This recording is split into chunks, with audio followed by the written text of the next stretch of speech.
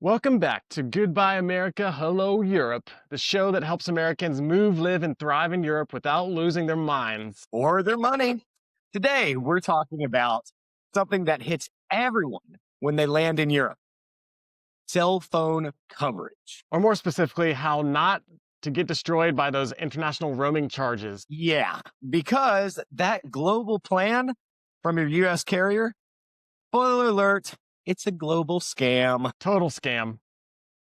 So, one of my favorite things and curiosities when arriving to Europe is how to get cell phone coverage. Something we're not used to coming from the US. Mm-hmm.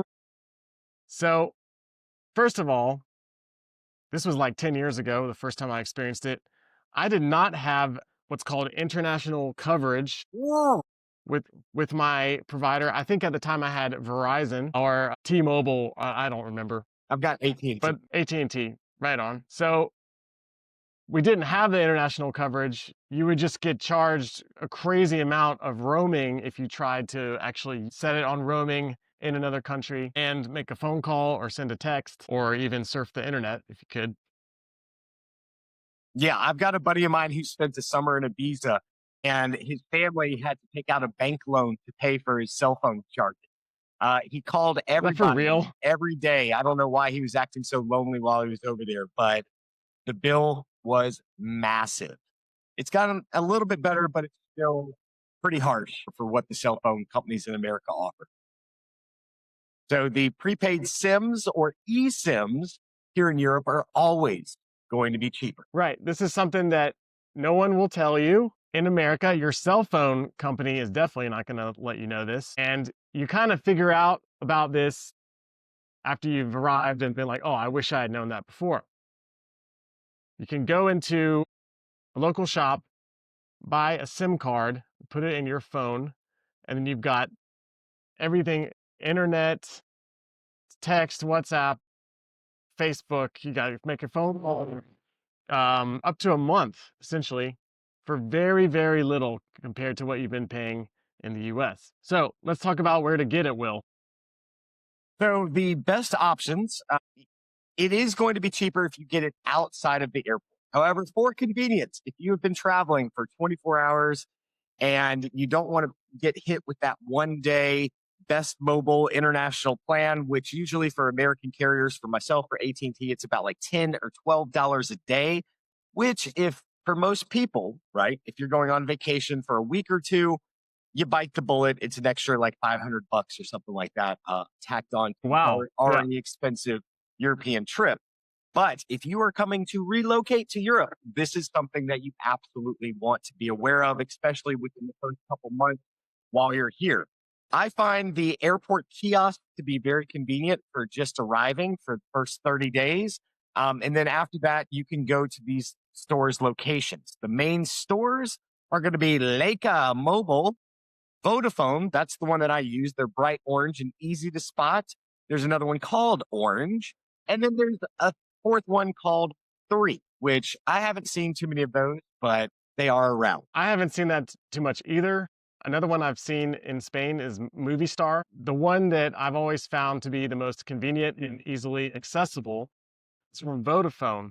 So you can go into not just a Vodafone store or a cell phone store, but you can go into like an electronics sort of shop, where you buy like Bluetooth receivers or like a call it a Chinese shop, owned by the Chinese, and you can get the Vodafone SIM card. What was that, John? I think there's a little wind. Oh yeah, sorry. The Vodafone SIM card I've found for as little as $10, on average about 15 or 20, and maybe I've seen as much as like 30 in the airport. Yeah. Right I'm on, in kind man. of a windy place. Yeah, I Yeah, decided that's a to sit real outside hurricane today. of a deal, John. Wow. Yeah. That's a typhoon of savings. Amazing. Okay, so you get to Europe. Maybe you've paid the day of roaming from your US phone carrier, 10, $15, like my mom does actually. And then we get her the SIM card for another $10, and then you're set for a whole month. But after that month runs out, what do? You got to recharge it. Something also was not familiar with coming from the US. Mm-hmm. So Is that what you're doing, Will, or do you have a paid phone service? All right. Whew, I'm back. Yes. Hey, man. Wow. Pick your card. Yeah. Wow. Okay. So you actually bought new SIM cards. That's what I do. Every 45 days, I go back into the Vodafone store, get them to put in a new SIM card for me, and then I'm off to the races. So for myself, it's really strange to use the European phone number. I have trouble remembering it, writing it down. It's got to be super helpful when you're trying to put in like a restaurant reservation or something for them to actually be able to call you. And Yeah. I'm still Sometimes. figuring that out. But the solution that I come up with is that I have an American phone here as well. So I brought two phones with me to Europe. And the American phone stays on Wi-Fi, so I don't get charged the The daily roaming. roaming fees. That just Yeah. stays at the house. And then when I'm out in the world, especially for using Google Maps or trying to get from one place to the next, that's when you're going to use it the most when you're over here. And that's where my Vodafone really, really comes in a lot of handy. Nice. Very good, really good illustration about what you use for what. So Mhm.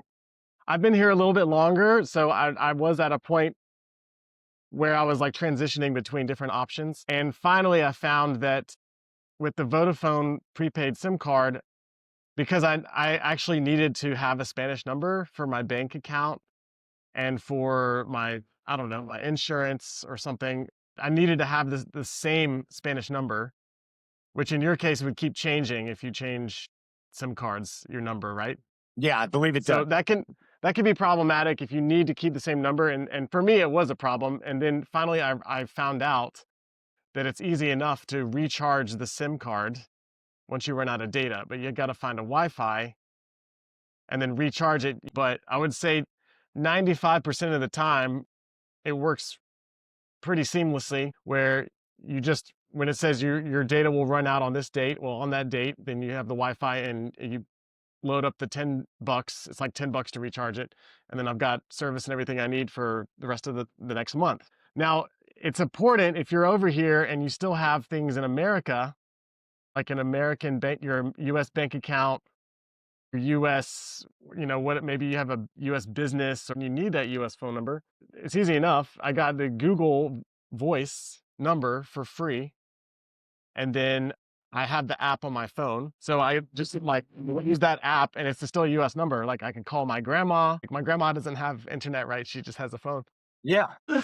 So I can call any business in the US with the US number, have my US bank send me the text or credentials to my US number and so on. Wow, that is a really cool trick, John, using the Google Voice. I had no idea that you can even set that up. That's something I need to look into more. Yeah, running out of Yeah. data or your Wi-Fi becomes unavailable on one of these Vodafones when you're abroad is an absolute nightmare. It's pretty scary. So even when I take a trip or I'm driving somewhere or a flight, I still bring both phones just in case something goes wrong. I can instantly still get onto the US roaming charges, bite the bullet, pay the $12 a day so that I can get back to that Vodafone store as quickly as possible and get the Euro phone up and running again. Yeah. You, uh, like it happens to me sometimes, at least a few times, where I would run out of data and I would be in another place, not even know where I was, and I have to go into the next coffee shop or cafe and be like, "Do you have Wi-Fi?" And be like that kind of annoying American, It is you not the know, same I asking for got they, Wi-Fi over here. The waiters, yeah, they don't want to talk to you. They don't want no anything to do Wi-Fi. with you. They even have signs that say no Wi-Fi, like enjoy your life, no Wi-Fi. Yeah. But you can use the Wi-Fi to re-up your data and everything. Yeah, in the United States, I think any cafe is more than happy to connect you to the Wi-Fi. Over here, it's sort of like asking somebody for panhandling on the street. It's it doesn't flow as smoothly asking to connect to the Wi-Fi. Just be ready for it. Right on. So, any other details surrounding cell phone coverage? Just what we talked about today. Don't let yourself get ripped off by your American phone company. It's a scam. Get to Europe, get the 1-day roaming package, and then find yourself a SIM card to put into your phone, and you'll have connection the entire month. And anything else? Well, No, man, I think that's a good first introduction to these things. yeah, that's it for today's episode. Get a local SIM, save your wallet, stay connected. If you want more real stories, tips, and tools for life in Europe, join our Hello Europe community on School. It's totally free. So just hit the link in the description and join the community. We'll see you inside. Until next time, stay smart, curious, enjoy your Wi-Fi while it lasts. Adios.